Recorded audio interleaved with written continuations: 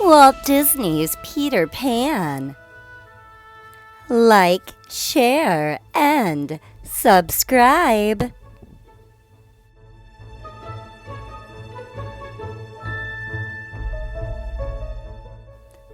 Long ago in the city of London, there lived a family named Darling. Wendy, John, and Michael Darling would sit in the nursery telling stories about a far-off place called Neverland, where the daring Peter Pan and the pixie Tinker Bell lived. And no one in Neverland ever grew old. Peter Pan and Tinker Bell came to the Darlings' nursery window one night to get his shadow.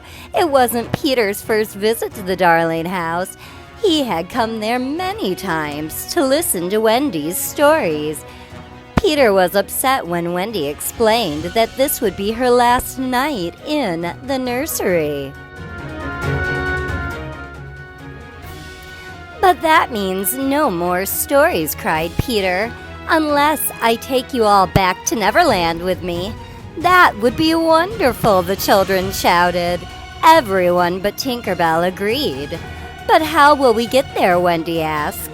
"All you've got to do is fly," Peter replied. And with a sprinkle of pixie dust from Tinker Bell, they soared through the skies of London, all the way to Peter's Neverland home. Down below, they saw waterfalls and Mermaid Lagoon. There was a pirate ship, a forest, and even an Indian camp. The pirate ship belonged to a fellow called Captain Hook. The captain had two enemies in Neverland, Peter Pan and a hungry crocodile.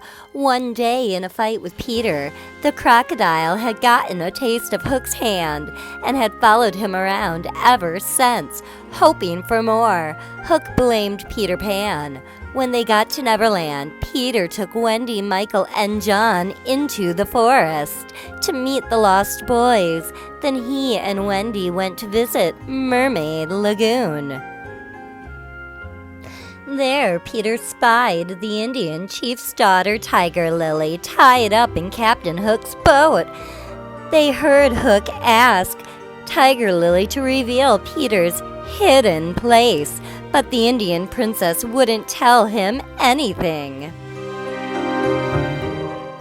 "I have to save Tiger Lily," Peter cried. He and Wendy followed Hook to Skull Rock.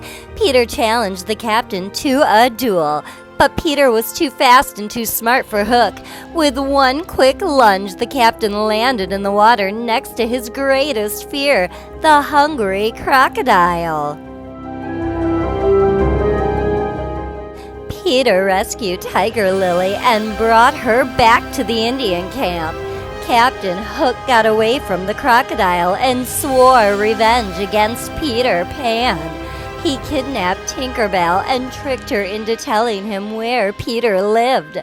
Then the pirates went to Wendy's hideout and captured Wendy, John, Michael, and the Lost Boys. Knowing that Peter would never be able to resist a beautifully wrapped package, the pirates left a present in the treehouse for him. As soon as he opened it, boom, it would explode, and that would be the end of Peter Pan. Tinker Bell knew what Hook had planned. She had to warn Peter before it was too late. She made her escape carefully and flew back to the hideout. "Peter Pan will save us," Wendy insisted as she was about to walk the plank. But the evil captain just laughed at her. "Pan will never save you now," he cried with glee. Captain Hook did not realize that Tinker Bell was already on her way to get Peter. Peter and Tinker Bell returned in a flash.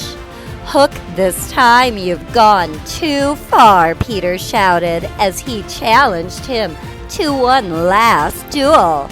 Wendy, Michael, John, and the Lost Boys watched in awe as Peter fought so bravely to save them.